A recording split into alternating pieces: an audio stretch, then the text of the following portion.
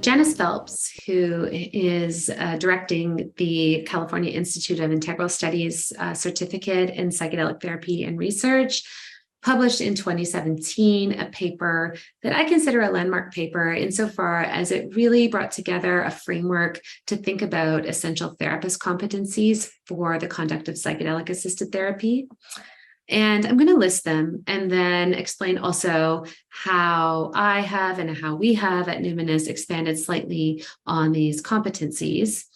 And the first competency is called empathic abiding presence. So as I spoke to earlier, this capacity to have mindfulness, evenly suspended attention, track one's experience, be able to follow the rise and fall of inner states with equanimity, and really have likely some grounding in contemplative practices like meditation and mindfulness that support cultivation of this capacity and competency of empathic abiding presence.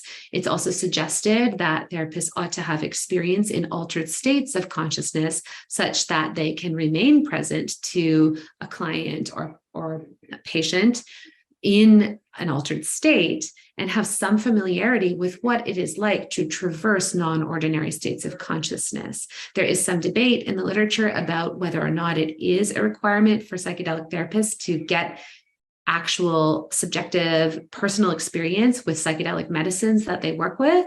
Some people say yes, some say no. I do believe, and I've heard from clients, that it certainly builds trust and helps to reduce fear when a client knows that their practitioner has had their own experience with the substance in question. Potentially a risk is if a therapist or practitioner has had one or two experiences, there may be a risk of then overlaying their experience onto what is possible in the experience of a client or participant or patient. And that might limit what they hold space for or what they are prepared to meet in their participants' experience. So it's important to, with personal experience, also hold that a variety of experiences are possible and that one's own experiences certainly do not represent the full spectrum of what is possible when a powerful psychoactive medicine meets an individual. So that empathic abiding presence, which I would say also means strong regulated embodiment, the ability to track our own nervous system and regulate our own nervous system in real time, such that we can show up in a co-regulation way with participants in peak states. The second competency is trust enhancement. So really emphasizing facilitation of trust in the process, trust in inner healing intelligence, trust in the therapist's competencies, such that the person is set up with those preparatory attitudes that are going to support a positive experience. The third competency in this model is spiritual intelligence. So spiritual intelligence really speaks to being able to, regardless of one's own orientation, maybe religious orientation or otherwise spiritual orientation, towards concepts like God, great mystery, the unnameable, the unknown, life and death, being, reality, all of that there is a level of personal familiarity and traversing the big questions and having some comfort with sitting in unknowns, in paradox, and being open to mystery and open to what is beyond the knowable. And often non-ordinary experiences can certainly support a therapist to develop spiritual intelligence in this way.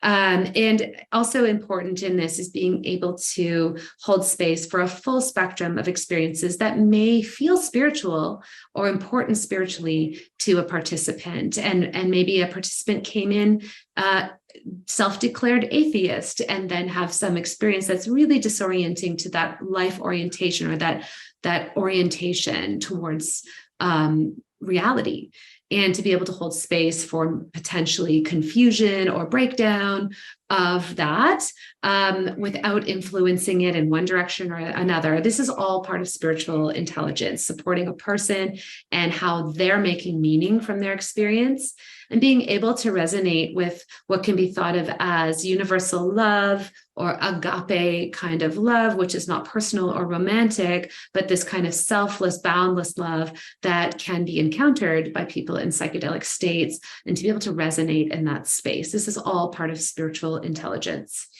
The fourth competency is knowledge of the effects of psychedelics, which is a more basic understanding of how they work, their structure, their subjective effects. The fifth is self-awareness and ethical integrity, which I've covered a lot. And then a sixth is proficiency in complementary techniques. Those have been things like mindfulness, guided meditations, breath practices, sometimes art therapy or expressive art therapy.